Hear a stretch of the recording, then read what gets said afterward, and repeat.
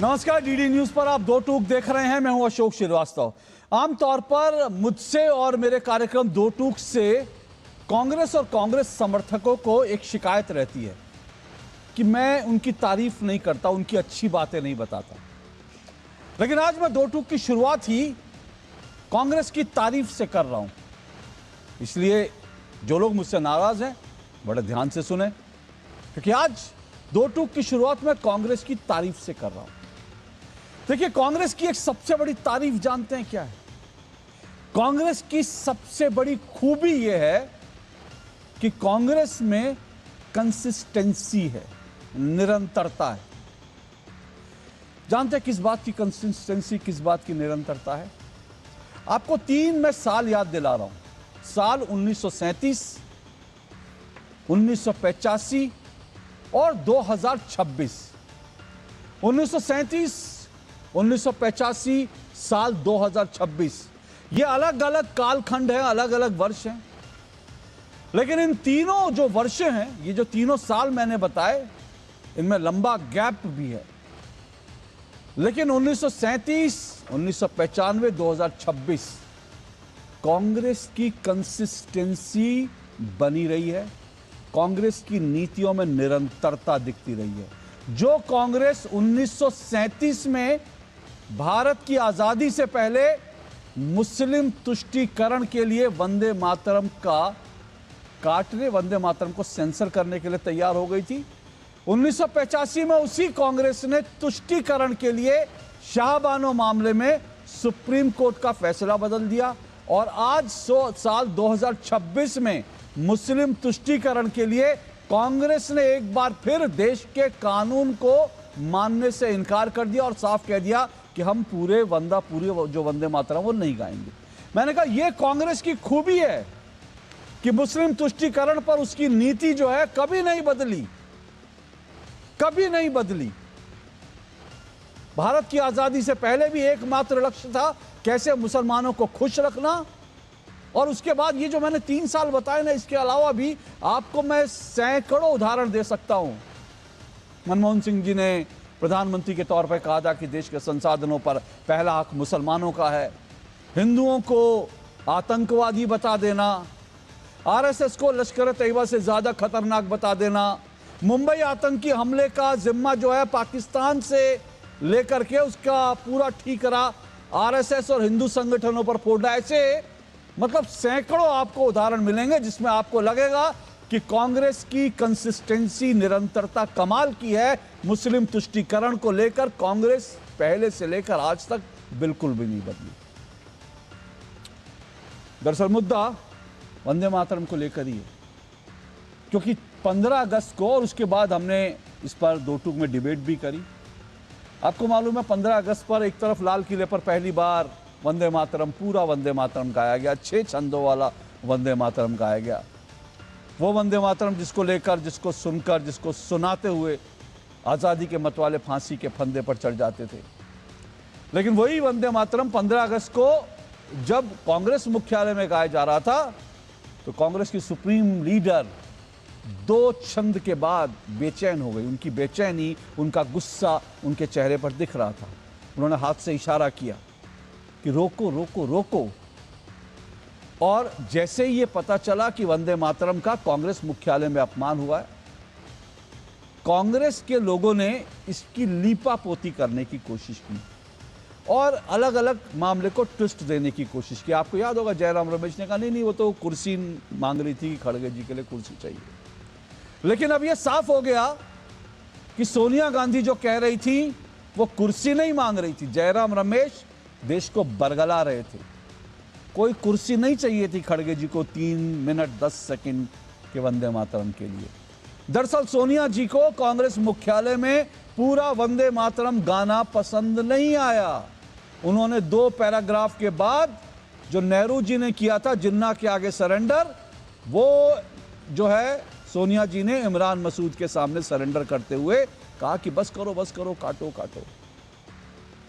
जबकि देश का कानून बन चुका है, संसद ने कानून बना दिया, उसके बावजूद कांग्रेस ने कल सीडब्ल्यूसी की बैठक में साफ कह दिया कि हम पूरा वंदे मातरम नहीं गाएंगे। जो जिन्ना वाला वर्जन है, जो जिन्ना के सामने सरेंडर करते हुए कांग्रेस ने स्वीकार किया, हम वही वर्जन जो है गाएंगे महज 2 पैराग्राफ का। और फिर से कह रहा हूं, ये कांग्रेस की तुष्टीकरण है और इससे ज्यादा कुछ नहीं। आज इसी पर चर्चा होगी, वंदे मातरम पर रण और कितना तुष्टीकरण, यही सवाल आज रहेगा। इससे पहले आगे बढ़े, सुनिए इसको लेकर गृह मंत्री अमित शाह ने क्या कहा और कांग्रेस अब क्या कह रही है, सुनिए जरा।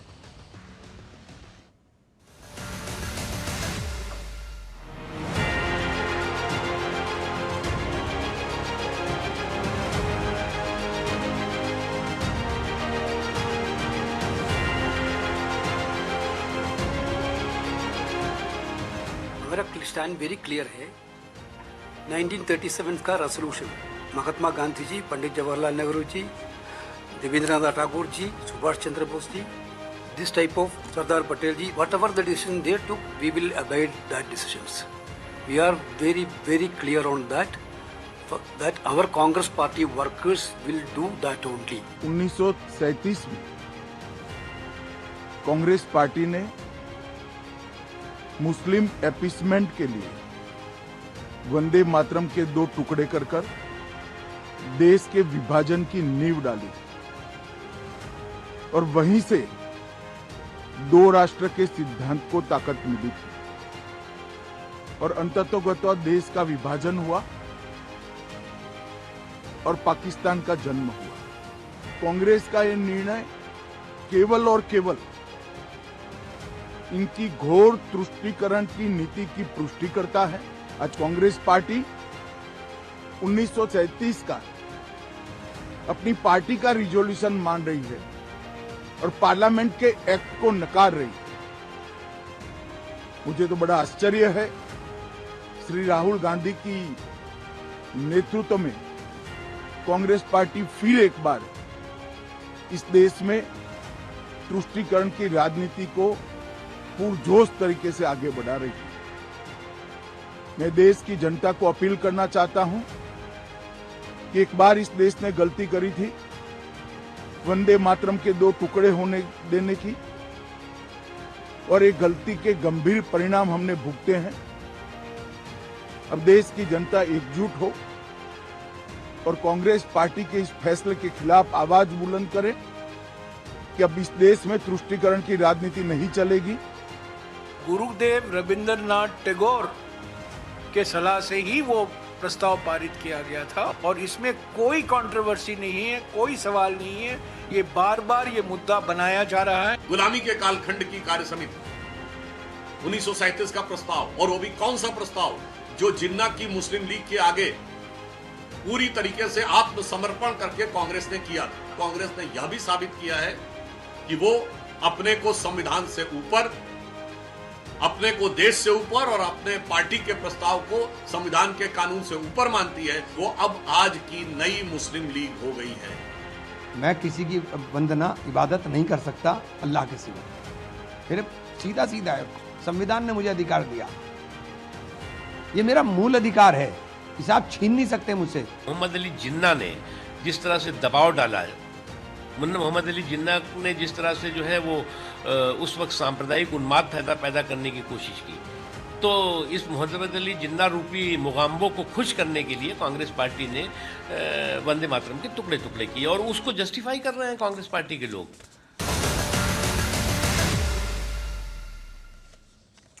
तो चलिए, मैंने आपको तमाम बयान सुनवाए और क्या ये तुष्टीकरण के चलते है कि कांग्रेस ने वंदे मातरम को भी अस्वीकार कर दिया, पूरे वंदे मातरम को गाने से साफ इनकार कर दिया। इसी पे चर्चा करेंगे। 4 मेहमान मेरे साथ जुड़ चुके हैं, आइए परिचय करवा देता हूं।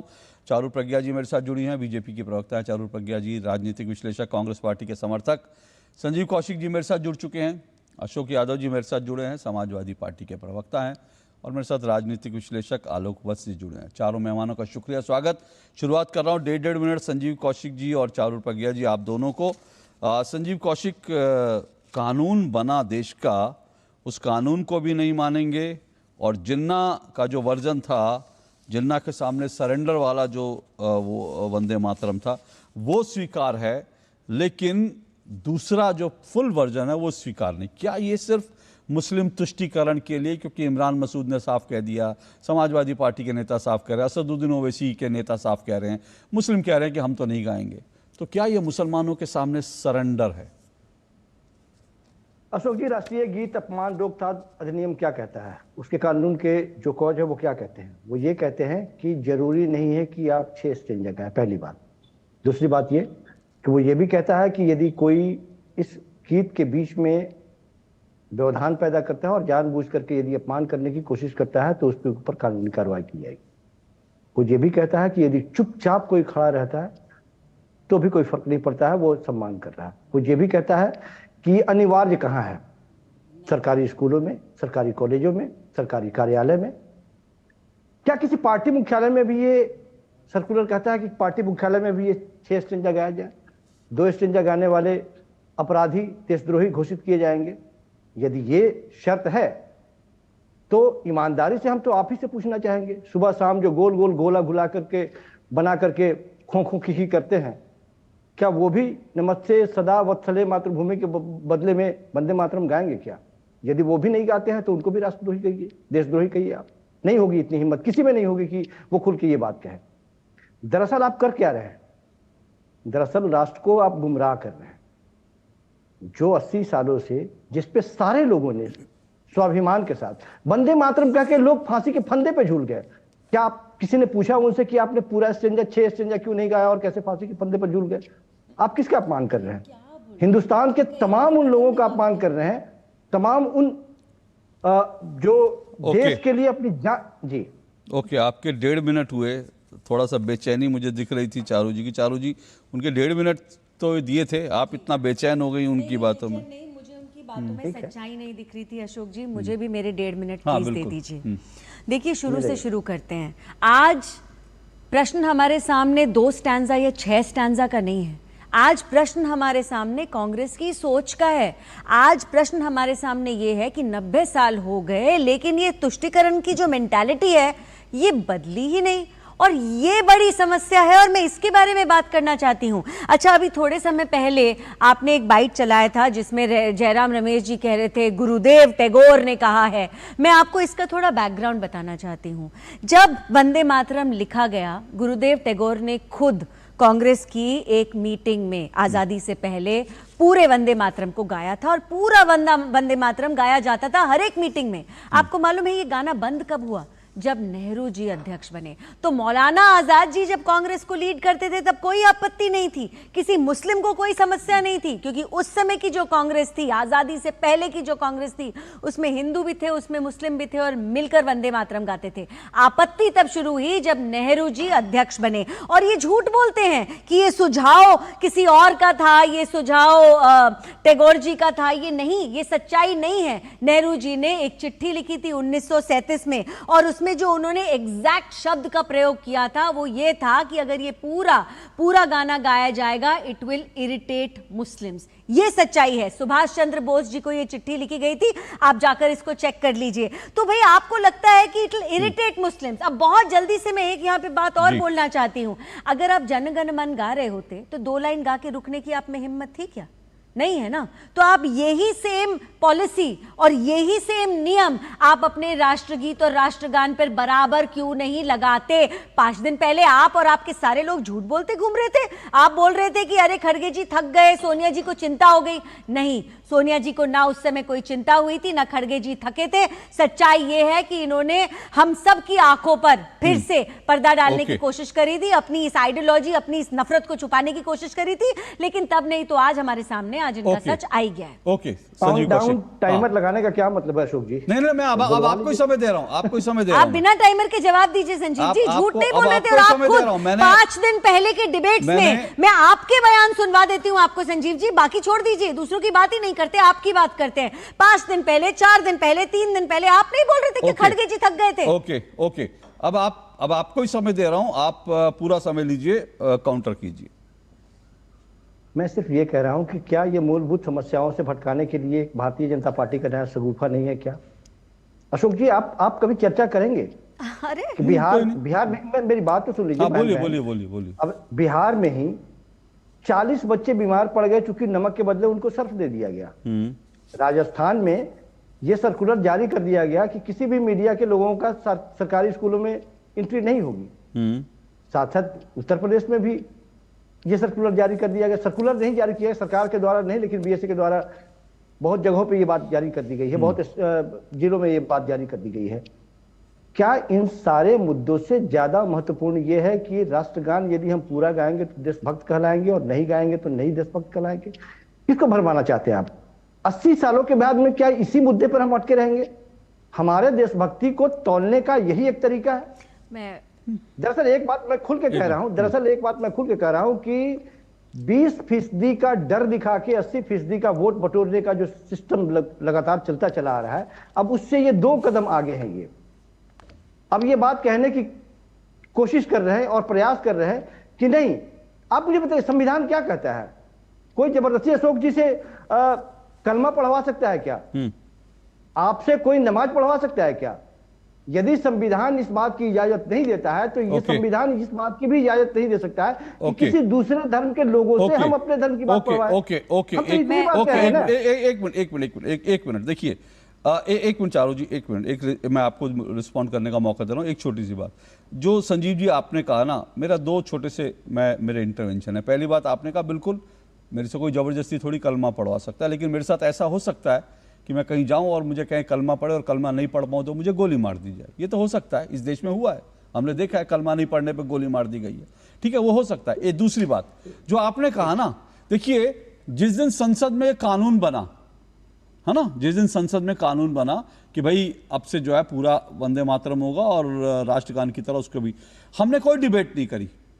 ठीक है, हमने कोई डिबेट नहीं करी, एक कानून बनना था, बन गया। हम तो जंतर मंतर पर झारखंड के स्टूडेंट्स पर डिबेट कर रहे थे लगातार। हमने 10-10 दिन जंतर मंतर झारखंड के स्टूडेंट्स पे, जेनजी पर, युवाओं पर डिबेट करी। हम तो वंदे मातरम पर डिबेट ही नहीं कर रहे थे। वंदे मातरम पर डिबेट कब शुरू हुई? जब सोनिया जी आई, बंद करो बंद करो बंद करो बंद करो। और आज हम क्यों कर रहे हैं? जब देश की संसद ने कानून बनाया, उसके बावजूद जो है ये कह दिया कि हम नहीं मानेंगे देश की संसद का बना कानून, हम वंदे मातरम जिन्ना वाला वर्जन ही गाएंगे। ठीक है, तब हम डिबेट कर रहे हैं। अगर कांग्रेस ये प्रस्ताव, एक मिनट, अगर कांग्रेस ये प्रस्ताव पारित ना करती तो आज हम किसी और मुद्दे पर डिबेट कर रहे होते। तो इस मुद्दे को मुद्दा किसने बनाया है? इसको जिद किसने बनाई है? इसको तुष्टिकरण का जो है एजेंडा किसने बनाया? कांग्रेस ने बनाया। तो क्या हम लोग रिस्पॉन्ड भी नहीं करें एक जर्नलिस्ट होने के नाते? चारू जी बोले, 1 मिनट आ रहा हूं, चारू जी रिस्पॉन्ड करना चाह रही थी। अशोक जी, मैं यही कहने वाली थी, जो कह रहे हैं ना कि ये मुद्दा किसने बनाया, अच्छा हुआ आपने इस बात का जवाब दे दिया। तो मैं नहीं दे रही, क्योंकि हमने नहीं आपको कहा था कि आप वंदे मातरम के बीच में इशारे करने शुरू हो जाइए, और हमने नहीं कहा था अपनी वर्किंग कमेटी में आप रेजोल्यूशन ही पास कर दीजिए कि आप 2 स्टैंजा से ज्यादा नहीं गाएंगे। यहां पर मैं एक चीज और कहना चाहती हूँ अशोक जी, क्या आपको समस्या केवल वंदे मातरम से है? और अगर है तो क्यों है? क्या इसीलिए है कि वंदे मातरम में माँ दुर्गा का नाम लिया जाता है? क्योंकि अगर ये आपकी सोच है और यही आपका रीजन है, तो कर्नाटक का जो एंथम है अशोक जी, हमारे अलग अलग प्रदेशों में अलग अलग एंथम होते हैं, तो कर्नाटक प्रदेश का जो एंथम है, और कर्नाटक में कांग्रेस की सरकार है, कांग्रेस की सरकार के द्वारा अभी गाए जाने वाले एंथम में राम जी का नाम है, कृष्ण भगवान का नाम है, उसके बाद उसमें विवेकानंद जी का नाम है। तो भाई आपको माँ दुर्गा के नाम से आपत्ति है, लेकिन राम जी और कृष्ण जी के नाम से आपत्ति नहीं है, उसमें तो वेदाओं का भी नाम लिया जाता है। तो अगर आप पैरिटी पे चलते हैं तो क्या आप उस एंथम को भी बैन करेंगे? अब बोलेंगे कि कर्नाटक में कोई नहीं गाएगा कर्नाटक का एंथम। तो देखिए, बात यह है कि दोहरे मापदंड हैं हर चीज के, और कुछ चीज में अभी भी आप लोगों की सोच नहीं बदली है। जब ये कानून बना था अशोक जी, तब ये हुआ कि prevention of insults to national honour act में, जहां पे पहले हमारा तिरंगा, हमारा जनगण मन, हमारा राष्ट्रगान और हमारा संविधान ये प्रोटेक्टेड थे, लेकिन जब वंदे मातरम के 150 साल सेलिब्रेट हुए, इसमें हमने वंदे मातरम को भी जोड़ दिया। तो ये पनिशेबल ऑफेंस हो चुका है। और अब ये मत बोलिए कि गाना जरूरी नहीं है, मैंने माना गाना जरूरी नहीं होगा, लेकिन ये किसने बोला? और मैं फिर आपसे पूछती हूँ, और बिल्कुल स्पष्ट मेरा सवाल है, अगर आप जनगण मन गा रहे होते तो 2 लाइन गाने के बाद इधर उधर देख के इशारे कर रहे होते क्या? 2 लाइन गाने के बाद कहते कि मेरे पड़ोसी के लिए कुर्सी ला दीजिए, या 2 लाइन गाने के बाद कहते अब मैं थक गया हूं और मैं आगे नहीं गाऊंगा। तो अगर आप जनगण मन के लिए ये पैमाना नहीं रखते तो आप वंदे मातरम के लिए रखते हैं, तो आपकी सोच हम सबको दिखाई देगी। ओके, आप रिस्पॉन्ड कीजिएगा संजीव जी, उसके बाद मैं अशोक जी के पास जाऊंगा। लेकिन ये जो अभी चारू जी ने कहा, मैं बता दूं आपको, इसका पूरा डिटेल मेरे पास है। कर्नाटक में जो कर्नाटक स्टेट का गीत है उसमें वेदों का जिक्र है, कृष्णा का, कपिला, पतंजलि और इस तरह का जिक्र है। तमिलनाडु में जो तमिल राज्य का जो सॉन्ग गाया जाता है उसमें तमिल थाई, जिसको तमिल में डिवाइन मदर कहा जाता है, यानी जैसे मातृभूमि है डिवाइन मदर कहा जाता है। आंध्र प्रदेश का जो राज्य गीत है उसमें मदर तेलुगु, और उसमें हिंदू कई रूलर्स हैं, रुद्रामा और दूसरे रूलर्स, उनका पूरा जिक्र आता है। तो सवाल यह कि यहां पर तो तमिलनाडु में सब गा रहे हैं, वहां सब गा रहे हैं, यहां सब गा रहे हैं, इन पर आपत्ति नहीं है, लेकिन वंदे मातरम पर आपत्ति है। फिर से याद दिला रहा हूं, वंदे मातरम पर पहली आपत्ति मुस्लिम लीग ने की थी, और विभाजित अविभाजित भारत में वंदे मातरम पर आपत्ति जो है वो जिन्ना ने की थी, मुस्लिम लीग में की थी, और आजाद भारत में वंदे मातरम पर आपत्ति कांग्रेस ने की है। ये देश भूलेगा नहीं। ये कौन सी सोच है, कौन सी सोच है ये? अशोक जी, अब आपकी बात तो माननी पड़ेगी। अब तो भारतीय जनता पार्टी के लोग और आप जैसे लोग भी इतिहास का पुनर्लेखन करने के लिए पूरा टीम बना के बैठे हैं। तो इतिहास लिखिए, आप नए सिरे से लिखिए और नई बातें लिखिए, नई इबारत लिखिए। लेकिन हम सिर्फ ये कहना चाह रहे हैं कि जो पूर्ववर्ती हमारे महापुरुष जो थे, जिसको माना, 80 साल के बाद में आपको ऐसी क्या जरूरत पड़ गई? क्या ये कम पड़ गया था कि हिंदू मुसलमान करते करते 20% का डर दिखा के 80% का वोट आप बटोरते बटोरते थक गए थे? एक नई शगुफा छोड़ दिया आपने। हम डंके की चोट पे कह रहे हैं अशोक जी, हमें कोई एतराज नहीं, हम 2 स्टेंजा गाएंगे। किसी माई के लाल में इतनी हिम्मत नहीं कि हमको कह दे कि हम देशद्रोही हैं, नहीं है। क्या हमारे आस्था पर, हमारे सोच पर, हमारी समझ पर कोई तीसरा व्यक्ति ये बात तय करेगा? क्या संविधान ने हमको, जिस कानून की बात कर रहे हैं उसी कानून में ये बात वर्णित नहीं, किस कानून में लिखा है? मैंने आपसे सीधा सवाल पूछा। अगर आप जनगण मन आधा गा के नहीं रुक सकते, आप वंदे मातरम आधा गा के कैसे रुक सकते हैं? चारू प्रज्ञा, जो आप सरकार के द्वारा जो सर्कुलर है, जो अधिनियम में जो बातें पारित हुई है, उसको एक बार पढ़ लीजिए, उसके बाद में हमसे बात कीजिएगा। नहीं, मैं आपसे एक बिल्कुल सीधा सवाल पूछ रही हूँ। आप संजीव जी मेरे सवाल का जवाब नहीं दिए। अगर आप जनगण मन गा रहे होते, क्या आप बीच में रुक जाते और आप ऐसे डिक्लेयर कर देते नेशनल टेलीविजन पर, डीडी न्यूज पर, अशोक जी के शो पर कि कर लो जो करना है, मैं 2 ही पंक्तियां गाऊंगा? और तब अगर आप नहीं कर सकते तो यहाँ कैसे कर सकते हैं? मैं आपको एक चीज, एक मिनट रुकिए करने का प्रयास। सर एक मिनट संजीव जी, एक मिनट संजीव जी, एक मिनट मुझे, संजीव जी एक मिनट रुकिए सिर्फ, आधी बात हो जाएगी। नहीं, गलत मैसेज। अच्छा जल्दी से 30 सेकंड फिर मुझे आगे बढ़ना है। बोलिए 30 सेकंड सिर्फ, जल्दी बोलिए। मैं विरोध नहीं कर रहा, मैं सिर्फ ये कह रहा हूँ कि मैंने कभी विरोध की बात नहीं कही। मैंने कहा कि सरकार के सर्कुलर के हिसाब से जनगण मन जहाँ गाना है, पूरा गाना है, उसके बीच में यदि कोई उसको डिस्टर्ब करता है, बाधित करता है, बड़े सख्त कानून है, लटकाइए उसको। ओके, मैं फिर से आ रहा हूं। जो आप कह रहे हैं ना संजीव जी, चारू जी वही कह रही हैं, जनगण मन में भी नहीं लिखा कि आप 4 लाइनें गा के अगर रुक जाओगे, तो ये नहीं लिखा। लेकिन सवाल यह है कि क्या जनगण मन गाकर 4 लाइनें बीच में, और अब मैं अपने दर्शकों को भी एक बात बता रहा हूं। अभी आपने विजुअल देखे ना, हम जो है जनगण मन, या जब वंदे मातरम चल रहा होता है, हम उसके विजुअल में वो साउंड नहीं लगाते हैं। जानते हैं क्यों नहीं लगाते? इसलिए नहीं लगाते क्योंकि अगर हमने उसकी साउंड लगाई जनगण मन की या वंदे मातरम की, तो अगर हम साउंड को प्ले कर रहे हैं तो कायदे से हमें उसको पूरा प्ले करना चाहिए। हम ऐसा नहीं हो सकता कि जनगण मन कह के उसके बाद उस प्ले को आवाज को डाउन कर। तो हम जनरली टेलीविजन में भी उस साउंड को नहीं चलाते हैं, और सिनेमा घरों में भी अगर जनगण मन कभी होता है उसमें कहीं अधूरा नहीं हो सकता। तो एक तो ये अधूरेपन की बात हुई। मैं अभी अशोक जी के पास जाऊंगा, रुकिएगा। लेकिन आपने एक बात जो कही, आपने कहा इतिहास लिखना, तो सर इतिहास तो लिखना जरूरी है। देश का इतिहास जो है लिखना जरूरी है। फिर से इतिहास को ठीक से लिखना जरूरी है। जानते हैं क्यों जरूरी है? आप हंस रहे हैं क्योंकि आपको हंसी आएगी, आपके लिए हंसी का विषय हो सकता है। लेकिन जिस भगत सिंह ने को देश में फांसी दे दी गई, उन भगत सिंह को साल 2015 तक दिल्ली यूनिवर्सिटी की किताबों में, दिल्ली यूनिवर्सिटी की रेफरेंस बुक्स में भगत सिंह को आतंकवादी लिखा जाता था, टेररिस्ट लिखा जाता था। मेरा सवाल है, क्या उस इतिहास को रीराइट करने की जरूरत नहीं है? जो इतिहास हमको यह पढ़ाता हो कि Bhagat Singh was a terrorist, जिस इतिहास की किताबों में बाबर का महिमा मंडन हो, जिसने हिंदू मंदिरों को तोड़ा, जिस इतिहास की किताबों में तारापुर संग्राम का जिक्र ना हो, जिन इतिहास की किताबों में बाबरी इमली का जिक्र ना हो, जिन इतिहास की किताबों में काकोरी जो स्वतंत्रता सेनानियों का एक जो है उनके शौर्य की गाथा थी, उस काकोरी को कांड लिखा जाता हो कि काकोरी कांड। उस इतिहास को रीराइट करने की जरूरत है। हम अपने बच्चों को Bhagat Singh was a terrorist हम नहीं पढ़ा सकते। कांग्रेस के लोग खुश होंगे शायद इस बात से, क्योंकि उनके लिए एकमात्र महिमा मंडन गांधी परिवार का करना था। उन्होंने इतिहास की किताबों में लंबे लंबे पाठ गांधी जी के ऊपर, नेहरू जी के ऊपर लिख दिए, नेहरू जी के ऊपर लंबे लंबे पाठ लिख दिए। और मैं सच बताऊं, इतिहास की लिखना क्यों भी जरूरी है। अभी मैंने एक तस्वीर देखी, मैं जब छोटा था, एक मिनट रुकिएगा, मैं जब छोटा, एक मिनट रुकिएगा, मुझे लगता है आलोक वत्स जी तो मेरे से बहुत सीनियर है, वो इस बात को जो है मेरी बात की तस्दीक करेंगे। जब मैं छोटा था तो मैंने सुना था, ये बात सुनी थी कि भाई इंदिरा गांधी जी ने दिल्ली में 2-3 जगह पर बड़े बड़े कैप्सूल जो है जमीन के नीचे गड़वाए हैं। हम इस बात पे हंसते थे, हमें लगता था अरे गपबाजी होगी, वो कैप्सूल क्यों गड़वाए जाएंगे, मतलब कोई इंदिरा गांधी ने। अब जो है उसकी तस्वीरें आ चुकी हैं।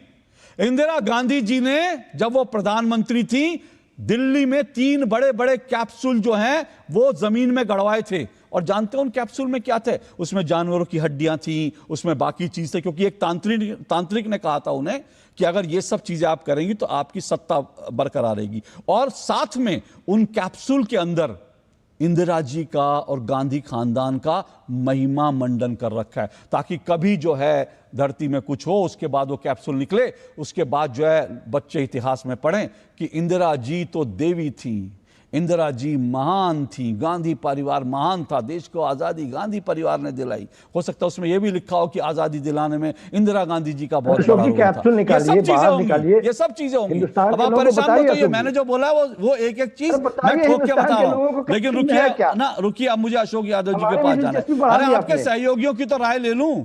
आपके सहयोगी इस बात से खुश हैं क्या?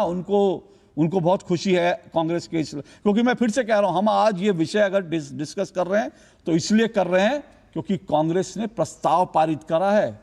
देश की आजादी के इतिहास में आज तक कभी ऐसा नहीं हुआ होगा। राष्ट्रगान, राष्ट्रगीत के खिलाफ प्रस्ताव पारित करा गया, मतलब गजब है तुष्टीकरण का। अशोक यादव जी, तुष्टीकरण है ये, मुझे लगता है, क्योंकि आप तो खैर नहीं बोलेंगे, लेकिन एक राजनीतिक विश्लेषक होने के नाते मैं बोल दूं कि कांग्रेस ने तय कर लिया उत्तर प्रदेश में आपका बेड़ा गर्क करके रहेंगे। अगर उत्तर प्रदेश चुनाव में मुद्दा बन गया ना तो आपके लेने के देने पड़ जाएंगे। कांग्रेस को तो क्या फर्क पड़ेगा, 2-4 सीटें उसकी हैं, 2-4 सीटें फिर आपके कंधे पे चढ़ के ले लेंगे। बोलिए। देखिए अशोक जी, जो जिस गीत की बात हो रही है वंदे मातरम की, इस गीत का गाने पर आज भी रोम रोम खिल उठता है और इस गीत का हम लोग बहुत सम्मान करते हैं, इसमें कहीं कोई दो राय नहीं। क्योंकि बात यहाँ पर इतिहास की हो रही थी, तो इतिहास में मैं देख रहा था नेहरू आर्काइव में कि 26 अक्टूबर से 1 नवंबर 1937 के बीच कांग्रेस वर्किंग कमेटी की बैठक होती है और उस बैठक में ये प्रस्ताव आया कि इसके 6 स्टेंजे में अगर 4 स्टेंजे पे किसी को धार्मिक रूप से अगर आपत्ति है तो 2 स्टेंजे पर सबकी आम सहमति बनी। और ये कोई राजनीतिक दल के लोग नहीं वहां पर थे, वहां पर देश के महापुरुष लोग थे, वहां पर महात्मा गांधी थे, वहां पर नेताजी सुभाष चंद्र बोस थे और गुरु रविन्द्रनाथ टैगोर थे, सरदार वल्लभ भाई पटेल थे, नेहरू जी थे। सारे लोगों ने 2 स्टेंजा को एक्सेप्ट किया। और वो सिर्फ उस समय ही नहीं अशोक जी, ये लगा 1950 से लेकर के 2026 तक उस दोनों स्टेंजे पे कहीं कोई विवाद नहीं हुआ। इवन उस दौरान वाजपेयी जी की सरकार आई, मोदी जी की 2 सरकारें आई, मोदी जी की सरकार को भी 2 टर्म में कोई आपत्ति नहीं हुई। सवाल ये नोट करने की बात है अशोक जी कि मोदी जी को 2014 से लेकर के 24 तक की सरकार में कोई दिक्कत नहीं है। दिक्कत कब हुई? जब इस देश में राम मंदिर में चंदा चोरी जैसा मुद्दा उठा, जब इस देश में पेपर लीक जैसा मुद्दा उठा, जेनजी का आंदोलन शुरू हो गया, सरकार घिर गई चारों तरफ से, तब सरकार के समझ में आया कि यार राम भक्ति का तो ढोल फूट गया हमारा, अब देशभक्ति का ढोल। एक मिनट चालू अशोक जी है ना भाई, हम थोड़ी गए थे कांग्रेस के मुख्यालय। आपके सारे आर्ग्यूमेंट में सबसे बड़ा टेक्निकल फ्लॉ ये है कि भाजपा ने बोला था क्या सोनिया जी को वंदे मातरम को बीच में रोक दीजिए, या भाजपा ने कहा था कांग्रेस अपनी वर्किंग कमेटी में ऐसा रेजोल्यूशन पास करे? आपका सारा आर्ग्यूमेंट ही फ्लॉड है भाई। हरकत आपकी हम रिएक्ट ना करें, आप हरकत ना करते, हम रिएक्ट नहीं करते। देखिए अशोक जी 2 बातें, हाँ अशोक जी 2 बातें जो संजीव कौशिक ने कहा उसी बात को आपने बढ़ाया, तो उसको मैं फिर से यही कह रहा हूं कि भैया जिस दिन ये कानून पारित हुआ किसी ने डिस्कस नहीं किया था। सबने कहा कानून है, बन गया वंदे मातरम गाने में क्यों तकलीफ होनी चाहिए? जहां लोग 2 स्टैंजा गाते 6 गा लेंगे, किसी को तकलीफ नहीं हुई। लेकिन अचानक से सोनिया जी आई, बंद करो, और उसके बाद जो प्रस्ताव पर, तो डिस्कस इसीलिए हो रहा है। मैं फिर से कह रहा हूं, किसी को इस मुद्दे से, किसी को यह मुद्दा नहीं बनाना था। अगर आप नहीं बनाते तो इस पर डिस्कस आज क्यों हो रहा होता? एक बात। दूसरी बात, आपने इतिहास की बात की, आपने बिल्कुल सही कहा 1937 में ये सब चीजें हुई, लेकिन सर आप अधूरा इतिहास बताते हैं ना। ये मुझे बताइए 1896 में कब गाया गया था पहली बार कांग्रेस के उसमें? कब गाया गया था वंदे मातरम पूरा? कब गाया गया? 1896 में? हाँ, 1896 पहली बार गाया गया पूरा वंदे मातरम। अशोक जी हाँ ना कीजिए, फिर मैं सवाल पर आ रहा हूं, ठीक है ना।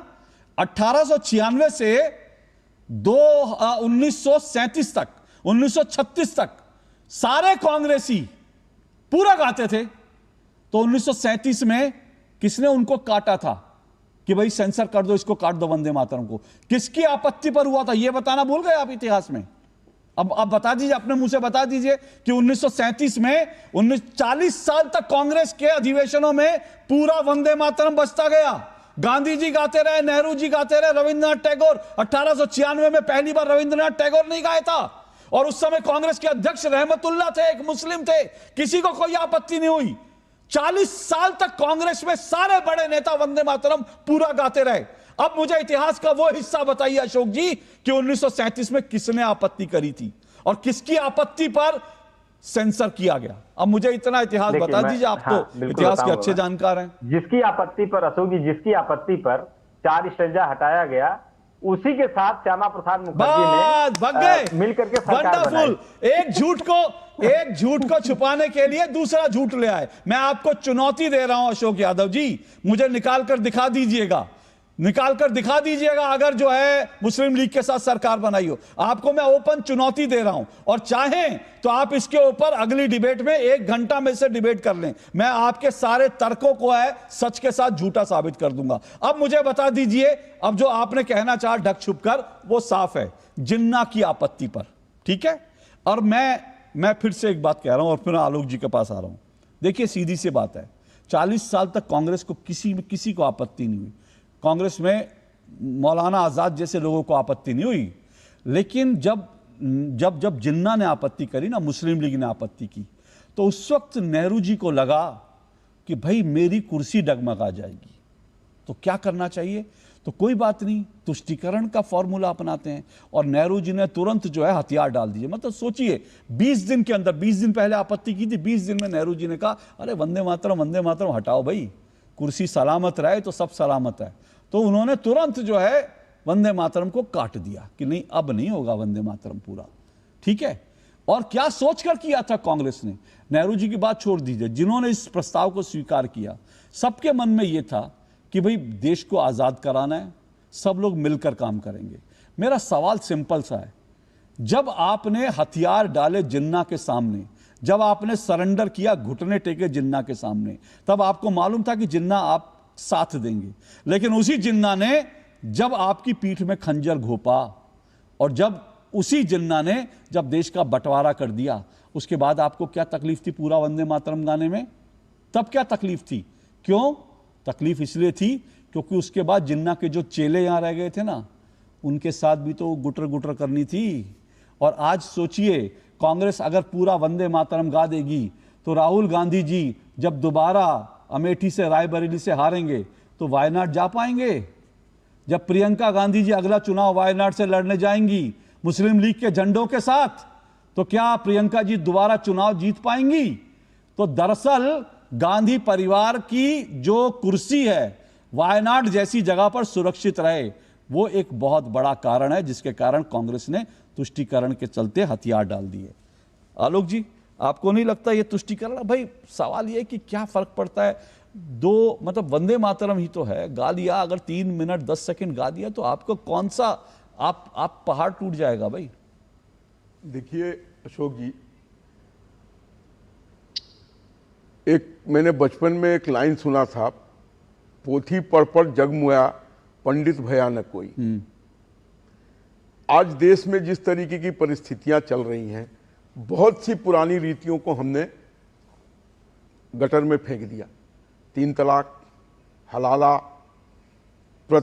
हिंदुओं में सती प्रथा, ये सब जीवंत थे एक समय में, लेकिन परिस्थितियों के कारण और डेवलपमेंट के कारण इन सब चीज़ों को दरकिनार कर दिया गया। मैं ऐसा मानता हूं कि धर्म को किसी भी रूप में राजनीति में प्रवेश नहीं मिलनी चाहिए। सबको अपना अधिकार है। आजकल देखते हैं बहुत से लोग 10-10 घंटा, 8-8 घंटा, 14-14 घंटा रुद्राभिषेक कर रहे हैं, लेकिन सही माने में वो हिंदू नहीं है, क्योंकि हिंदू चरित्र का नाम है, समानता का नाम है, प्रेम का नाम है, वो उनके अंदर बिल्कुल नहीं है। और आज बहुत सी समस्याएं देह में मुंह बाए खड़ी हैं। आपने जेनजी का देखा, उसमें कहां थी कोई धर्म की बात, उसमें कहां थी कोई जातिवाद की बात। तो समय के साथ परिस्थितियां बदलती हैं। रही बात इतिहास की, मैं मानता हूं आपकी इस बात को, और मैं ठोक के कहता हूं कि हमें गलत इतिहास पढ़ाया जा रहा था। जिनका महिमा मंडन होना चाहिए था उनको दरकिनार कर दूसरों का महिमा मंडन किया जाता था जो नहीं होना चाहिए था। और आज अगर उन लोगों को का महिमा मंडन हो रहा है, ये बहुत अच्छी बात है। हमें अपने उन लोगों को जरूर याद करना चाहिए, नतमस्तक होना चाहिए, जिन्होंने कि देश की आजादी में अपने प्राणों की आहुति दी। लेकिन आज जिस तरीके का माहौल पूरे देश में बन रहा है, मेरा अपना मानना है व्यक्तिगत कि धर्म का कहीं भी प्रवेश राजनीति में नहीं होना चाहिए, जो किसी न किसी रूप में हो रहा है, और लोग अब इसको लाइक नहीं कर रहे हैं। आपकी उस पर एक टिप्पणी कर दो। आपने कहा जेनजी के आंदोलन में धर्म नहीं था जी। मैं वही कह रहा हूं, झारखंड में नहीं था जेनजी आंदोलन में, लेकिन जंतर मंतर पर था। वो मैंने भी देखा था, थोड़े समय के लिए था, लेकिन फिर हट गया। बस नाम रहेगा अल्लाह का। हाँ, वो था। और जब वहां पर उसमें कुछ गलत लोग घुस गए थे, बाद में वो हट गए। एग्जैक्टली मैं वही कह रहा हूं, उसमें था, वही कह रहा हूं। लेकिन मेरा सवाल ये है, वंदे मातरम में धर्म क्यों? वंदे मातरम तो राष्ट्रगीत है भाई। और जब फिर से कह रहा हूं, राष्ट्रगीत में अगर किसी दुर्गा का या कोई ऐसा नाम आता है तो मुसलमान को उससे आपत्ति हो जाती है। तो नहीं, उसी पैमाने पर फिर आप कर्नाटक के एंथम को भी खत्म कर दीजिए। खत्म करना चाहिए। तो आप बोलिए, मैंने कहा ना, उनको वहां खत्म करना चाहिए, बिल्कुल खत्म करना चाहिए। कांग्रेस के नेता, आप उनसे बुलवाइए, बिल्कुल खत्म करना चाहिए। और नहीं खत्म करेंगे, अगर नहीं खत्म करेंगे तो इसका भुगतना पड़ेगा उनको। देखिए, अब मुझे एक बात और बताइए। चलिए, मैं हिंदू हूँ, है ना, मैं हिंदू हूँ, लेकिन अगर मेरे सामने कोई ऐसी बात हो रही है जहां पर किसी मुसलमान भाई या बहन ने अपने धर्म की बात करी है, तो क्या मैं अपमान करूंगी? मुझे ये बताइए। नहीं ना। जो लोग खड़े हुए थे, जिन्होंने गाने के ऊपर आपत्ति जताई, ठीक है, चाहे वो सोनिया जी थी, चाहे वो खड़गे जी थे, क्या खड़गे जी हिंदू नहीं है? मल्लिकार्जुन जिसका नाम है वो हिंदू नहीं है। और एक बात मैं आपसे और कहना चाहती हूँ, मौलाना आजाद तब कांग्रेस के अध्यक्ष थे जब पहली बार रविंद्रनाथ टैगोर जी ने पूरा वंदे मातरम कांग्रेस की मीटिंग में गाया था। ये मैं आपको तारीख भी बताती हूँ, 1881 की बात है। 1896 में उसको परमानेंट फीचर करा गया था। क्या मौलाना आजाद कम मुसलमान थे क्या? बिल्कुल नहीं। आज कोई भी कांग्रेस का नेता ये बोल सकता है क्या कि वो मौलाना आजाद से बड़े मुसलमान है? जब उनको आपत्ति नहीं थी तो आज यही तो तुष्टीकरण है। देखिए मैडम, आपका धर्म इतना हल्का हो गया। देखिए मैडम, आप जिस युग की बात कर रही हैं, घट गए इंसा बढ़ गए साए। आज जिस तरीके का नेताओं का चरित्र प्रदर्शित हो रहा है लोकसभा में, चाहे किसी भी पार्टी से हो, जिस तरह का लैंग्वेज वो इस्तेमाल करते हैं, क्या हमारे लिए वो शोभनीय है? गलत को कोई सही नहीं ठहरा रहा यहाँ पर। मैंने कहा ना, लेकिन जो राष्ट्रगान हमारे देश जिस तरीके का भाषा का प्रयोग होता है एक दूसरे के प्रति, सुनिए, मैं चाहे प्रधानमंत्री के प्रति हो या किसी और के प्रति हो, क्या ये सब सही है? सुनिए, मैं विषय पर एक चीज जो आपने कही ना, आपने बिल्कुल ठीक कहा, धर्म नहीं आना चाहिए किसी जगह पर, ठीक है, लेकिन धर्म क्यों आता है? धर्म तब आता है जब तुष्टीकरण आता है। इस देश की राजनीति में पहले तुष्टीकरण आया, उसके बाद धर्म आया। जब आप हिंदुओं को, एक मिनट, जब आप हिंदुओं को आतंकवादी बताएंगे, तब फिर लोग पूछेंगे आतंकवाद का धर्म क्या होता है। आपको हिंदुओं को आतंकवादी कहने की जरूरत क्या थी?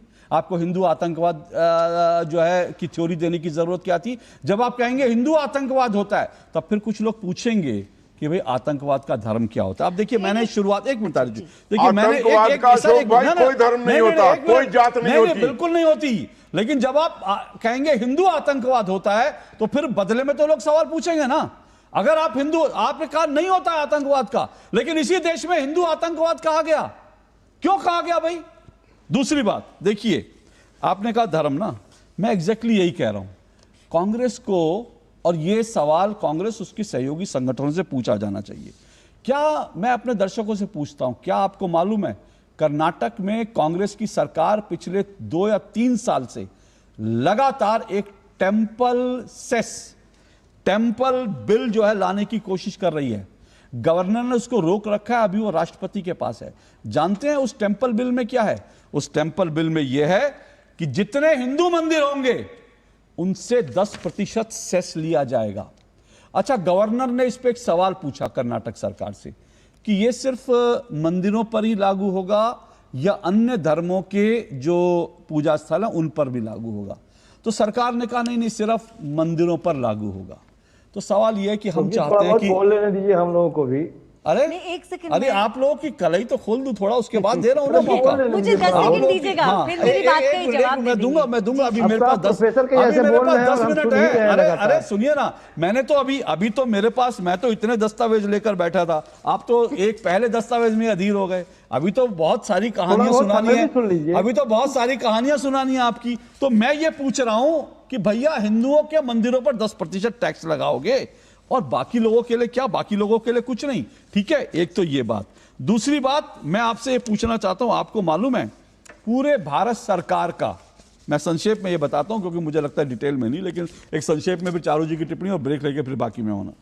पूरे भारत सरकार का माइनॉरिटी यानी तुष्टीकरण का जो बजट है ना, उससे कहीं ज्यादा कर्नाटक की सरकार का माइनॉरिटी बजट है। ठीक है, मतलब पूरे देश का माइनॉरिटी बजट उतना नहीं है जितना कर्नाटक की सरकार का माइनॉरिटी बजट है। क्यों भाई? क्योंकि पहले ही मनमोहन सिंह जी कह चुके हैं कि देश के संसाधनों पर पहला हक मुसलमानों का होगा। मैं यही कह रहा हूं। अशोक जी, मैं एक बात कहना चाहता हूं। आप बहुत वरिष्ठ हैं, आपकी बात को काटते हुए मैं आदर के साथ एक बात बोलना चाहती हूँ। आपने मुझे ये कहा कि धर्म की जगह नहीं है कहीं पर भी, है ना, देश में, राजनीति में नहीं होनी चाहिए। राजनीति में नहीं है, सब संविधान से चलना नहीं होनी चाहिए। मैंने माना, पर मैं जो कहना चाह रही हूँ इस बात पर भी सब लोग ध्यान दें। जो संविधान का आज नाम लेता है, संविधान के पहले पन्ने के ऊपर राम दरबार का चित्र है आलोक जी, और आप बहुत वरिष्ठ हैं, मैं फिर भी आपको याद दिला रही हूं, ये चीजें अब हमारे लिए धर्म नहीं है, ये सांस्कृतिक है। इसीलिए अगर संविधान के पहले पन्ने पर भी राम दरबार का चित्र हो सकता है, तो आप इस प्रकार की बातें वंदे मातरम के लिए कैसे कर सकते हैं? मैं एक बताना चाहता हूं, मुझे एक ब्रेक लेना, एक मिनट मुझे एक ब्रेक लेना, लेकिन योगा को भी सांप्रदायिक बता दोगे, बताते ही हो, योगा को तो सांप्रदायिक, लेकिन मैं देखिए मैं ये कहना चाहता हूं कि राजनीति में सांप्रदायिकता की जगह नहीं है। लेकिन मैं फिर से कह रहा हूं, राजनीति धर्म विमुख, एक मिनट, राजनीति धर्म विमुख नहीं हो सकती।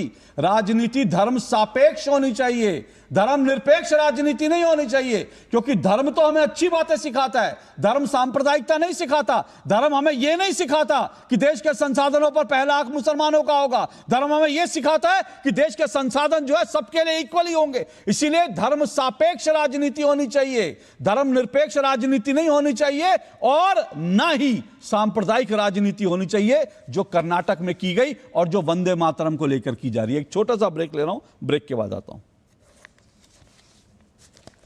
मुझे एक बनाना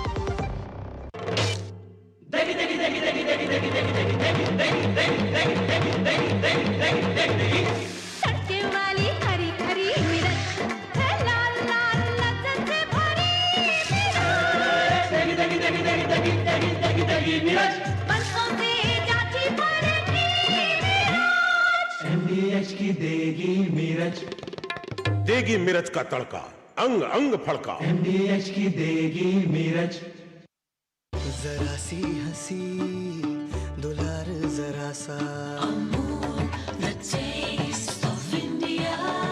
जरा सी अनबन प्यार जरा सा, the taste of India।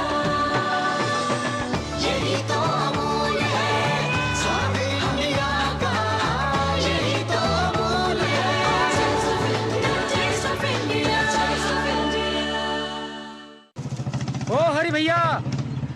अरे वाह, खेतों में कौन सी फसल लगाए हो? 12 महीने कमा कर दे ऐसी फसल। क्या? मैंने नया व्यवसाय शुरू किया है। उसके लिए पैसे? इसमें किसी निवेश की जरूरत ही नहीं। अच्छा मुखिया जी। अरे मुखिया जी नमस्ते। अरे हरी, कब आ रहे हो? आप बस चलिए, मैं पहुंचता हूँ। अब मैं LIC एजेंट हूँ। LIC एजेंट बनो, अब बड़ा सोचो। हमारी वेबसाइट पर जाएं या अपनी नजदीकी LIC शाखा से संपर्क करें। भारत की सबसे बड़ी gold loan NBFC Muthoot finance से गोल्ड लोन लीजिए और फिर देखिए सोना क्या नहीं कर सकता। कॉल कीजिए 1-800-313-1212। जब धरती चीर कर निकलता है लोहे का पत्थर और मिलता है मोंगिया के जोश से, फिर तपता है, पिघलता है और बनता है फौलाद। अब होता है सरिया सारी खूबियों के साथ। मोंगिया स्टील, मजबूत देश का मजबूत सरिया। गोल्डी छोले मसाले, जहाँ जाए रिश्ते बनाए। गोल्डी लाए हैं फ्रेश लॉक टेक्नोलॉजी, जो रखे मसालों को हर समय फ्रेश। चलिए, दो टुक आप देख रहे हैं। दो टुक में हम चर्चा कर रहे हैं वंदे मातरम का रण और कितना तुष्टीकरण करते करते शाहबानों और हिंदू आतंकवाद से लेकर आज कांग्रेस तुष्टीकरण में इतनी आगे बढ़ गई कि कांग्रेस ने सीधा सीधा जो है वंदे मातरम तक का विरोध कर दिया। क्यों? क्योंकि उसको लगता है मुस्लिम वोट मिलेंगे। सबके पास आ रहा हूँ, थोड़ा समय लेकर। बोलिए आलोक जी। देखिए अशोक जी, ये बताने की जरूरत नहीं है, ये पूरा देश जानता है कि सेंटर में कांग्रेस, अन्य राज्यों में कुछ का एग्जांपल दे रहा हूं, RJD, सपा, ये सब मुस्लिम तुष्टीकरण के लिए जानी जाती है। इसको आपको बताने की जरूरत नहीं, पूरा देश जानता है, वहां के प्रदेश के बच्चा जानता है। लेकिन फिर भी मेरा कहना है कि अगर किसी ने नाक कटवा ली है तो आप भी अपना नाक कटवा लेंगे। करने दीजिए उनको मुस्लिम तुष्टीकरण। आप तो विकास पे आइए। आपने इतना काम किया है देश के लिए जितना ये 60 वर्षों में नहीं हुआ था। आज विकास पे रहिए और उससे जाइए लोगों के पास, आपको भर भर के वोट मिलेगा। लेकिन धर्म को किसी भी रूप में राजनीति में प्रवेश कराना, ये मैं नहीं। इसका आलोक जी इसका एक छोटा सा मैं उत्तर देता हूं, उसके बाद मैं बाकी मेहमानों के पास जाऊंगा। उसका एक छोटा सा उत्तर यह है कि संसद में अभी जो विधेयक पारित हुए ना, उनमें वंदे मातरम का विधेयक तो एक ही था। बाकी इसके अलावा कुल मिलाकर 12 विधेयक पारित हुए और वो 12 विधेयकों में बहुत सारा कुछ ऐसा है जो देश के डेवलपमेंट की बात करता है। ठीक है, लेकिन ना कांग्रेस को उसमें इंटरेस्ट है ना किसी को, क्योंकि उन 12 तो बिगर डिस्कशन के पास मैं वही बता रहा हूं ना, जो 12 विधेयक पारित हुए, कैसे पारित हुए हमको मालूम है। कांग्रेस तो बाहर संसद में नौटंकी करने में व्यस्त थी। सब ध्वनिमत से पारित हो गए। तो ध्वनिमत से पारित हो, क्योंकि कांग्रेस को अंदर जाना ही नहीं था, तो वो तो पारित। तो सवाल यह है कि बहुत सारी चीजें देश में और भी हो रही हैं। 15 अगस्त को जो प्रधानमंत्री नरेंद्र मोदी ने जो घोषणाएं की लाल किले से, कि इतनी शानदार घोषणा मैं कह रहा हूं, उस पर हमने एक बार डिस्कस नहीं किया।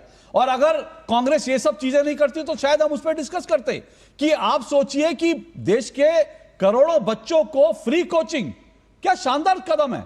लेकिन हम उस पर डिस्कस, क्योंकि कांग्रेस जो है वो अपनी तुष्टीकरण की नीति अपनाएगी।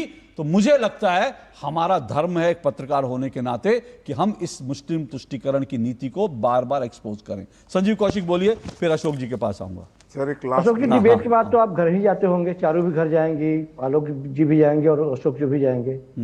क्या आप सबों के बच्चे आपसे पूछेंगे कि आपने 2 स्टेंजा क्यों गाया और 4 क्यों नहीं गया, 6 क्यों नहीं गया? पूछेंगे। उनके लिए सवाल कौन सा रहेगा? उनके लिए महत्वपूर्ण सवाल ये रहेगा कि देश में जिस तरह से शिक्षा, परीक्षा और जिस तरह से नौकरियों के पेपर लीक हो रहे हैं, उस पर बात कीजिए। आपके बच्चे पूछते होंगे आपसे, ये थोड़ी ना पूछेंगे कि 4 स्टेंजा गाया, 4 स्टेंजा गाया।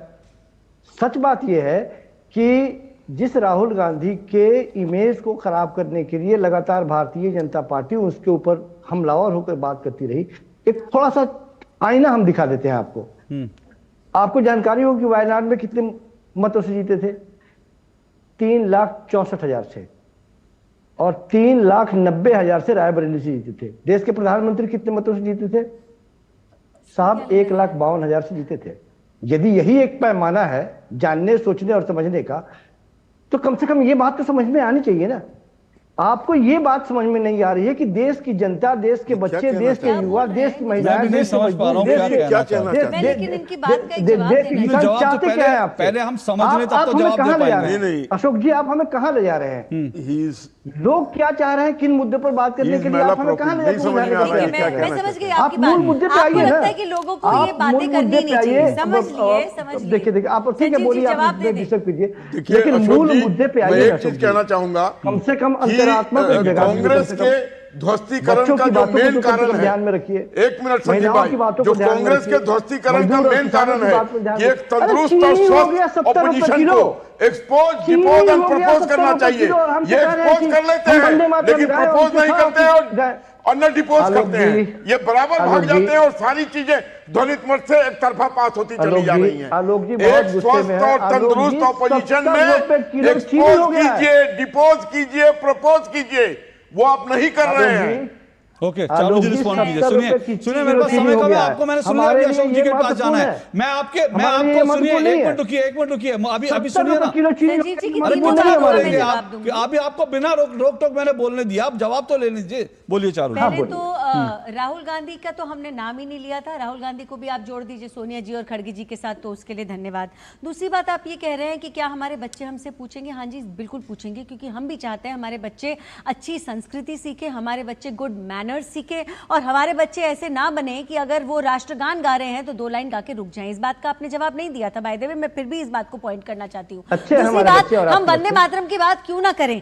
ऐसा कहा जाता है कि जो अपना इतिहास भूल जाते हैं ना, उनका भविष्य उनको भुला देता है। तो इतिहास याद रखना बहुत ज्यादा जरूरी है। इस इतिहास की वजह से ही हमारे देश का विभाजन हुआ था, तुष्टिकरण की राजनीति की शुरुआत हुई थी। संजीव जी रुक जाइए ना, मैं आपके बीच में बोली नहीं, आपके बीच में मैं बोली नहीं। और अगर आपके हिसाब से हम चलेंगे तो स्कूलों में से हिस्ट्री का सब्जेक्ट ही हटवा देते हैं, ग्रेजुएशन में भी हिस्ट्री का सब्जेक्ट हटवा देते हैं। अरे जो यूपीएससी भी लिखने चलते हैं वो भी हिस्ट्री का सब्जेक्ट लेकर चलते हैं, सबके लिए हटवा देते हैं। हिस्ट्री की तो जरूरत ही नहीं है ना, विश्व में हिस्ट्री की तो जरूरत ही नहीं। अशोक जी की बारी है, अब रुकिए, अब हो गया अशोक जी की बारी है। ऐसे नहीं सुनिए, हो गया, बंद करिए, अब अशोक जी की बारी है, बंद करिए।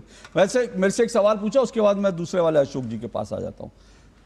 जब मैं घर जाता हूँ ना संजीव भाई, तो मेरा बेटा मुझसे पूछता है कि उसका करियर कैसे रहेगा, कैसे वो आगे बढ़ेगा, वो मुझसे पूछता है।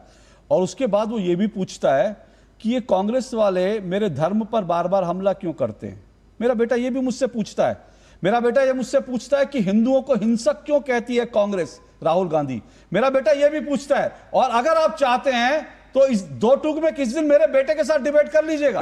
वो आपको जेनजी की वो आपको जेनजी की वो क्या उम्मीद है वो भी बता देगा। और आप धर्म को लेकर किस तरह से धर्म को और हिंदुओं के धर्म को आतंकवादी बताते हैं, उस पर भी वो आपको समझ लीजिए, वो भी कर लेगा। अशोक जी, मेरे बच्चे को भी बुला लीजिए, वही आईना दिखाने के लिए बहुत है। क्योंकि मेरा बेटा थोड़ा पढ़ता लिखता है, उसको मालूम है आप लोगों के कुकर्म क्या है।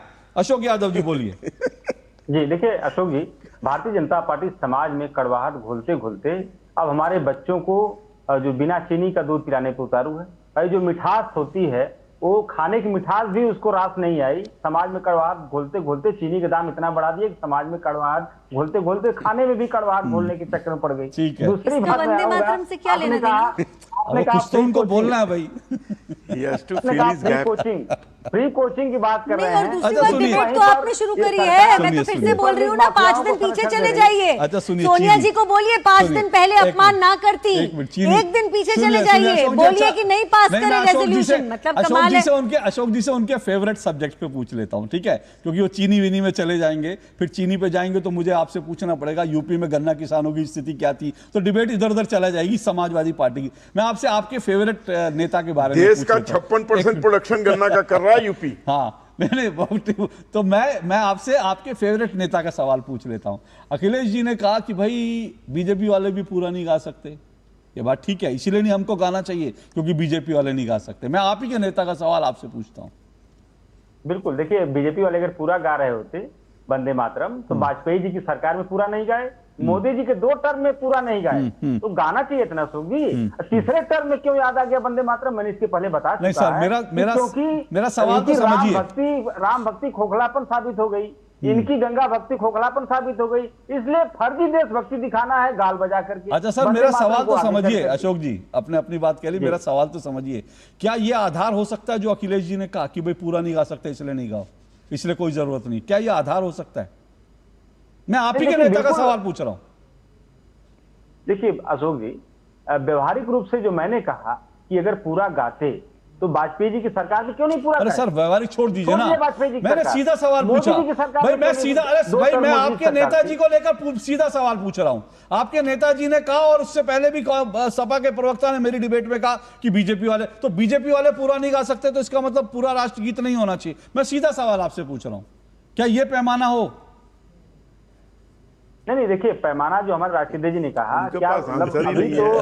इसी कितना इसी- चाहिएगा? इसी- अब मेरे इसी पास शोर समय में- नहीं है, अब सुनिए, अब मेरे पास समय, सुनिए अब मेरे पास समय नहीं है, एक मिनट रुकिए रुकिए रुकिए रुकिए, मेरे पास समय नहीं है, नहीं नहीं नहीं बंद कीजिए, मेरे पास समय नहीं है, बंद कीजिए, ना ना ना ऐसे नहीं, मेरे पास समय नहीं है।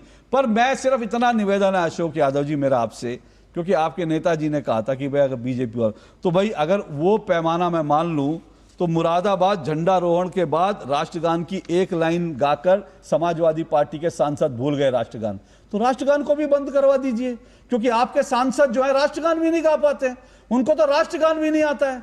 तो मतलब ये क्या बातें होती हैं कि बीजेपी वाले नहीं गा सकते? अरे मैं नहीं गा सकता पूरा, क्योंकि मुझे बचपन से नहीं गवाया गया, लेकिन अगर देश के हर कार्यक्रम में अगर हर 15 अगस्त 26 जनवरी पर पूरा राष्ट्रगीत गाया जाएगा तो अशोक यादव जी और संजीव कौशिक जी 6 महीने बाद मैं आपको इसी 2 टूक में पूरा राष्ट्रगीत गा के सुना दूंगा, क्योंकि हमको बचपन से नहीं बताया गया। अरे नहीं बताया गया, कागज लेके जाके पढ़ देंगे 6 महीने बाद पढ़ राष्ट्रपति लेंगे, में। लेकिन आपके तो सांसदों को राष्ट्रगान तक नहीं आता, तो फिर राष्ट्रगान भी बंद कर दें क्या?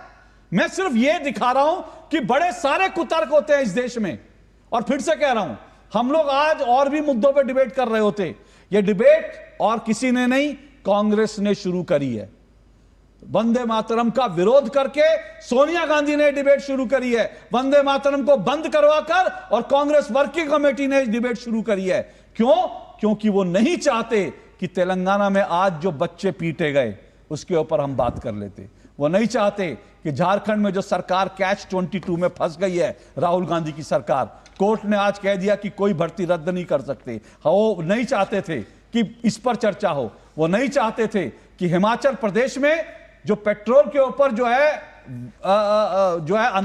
अनाथ आश्रम का जो टैक्स लगा दिया गया है, बूढ़ी महिलाओं को जो टैक्स लगा दिएगा उस पर चर्चा करते। इसलिए कांग्रेस को भी सूट करता है, उसके 20% वोट तो सुरक्षित रहेंगे। लेकिन अशोक यादव जी आप ही से थोड़ा निवेदन है, बचा लीजिए, नहीं तो यूपी में भारी पड़ेगा आपको सर। चलिए आज के लिए इतना ही, सभी दर्शकों नमस्कार।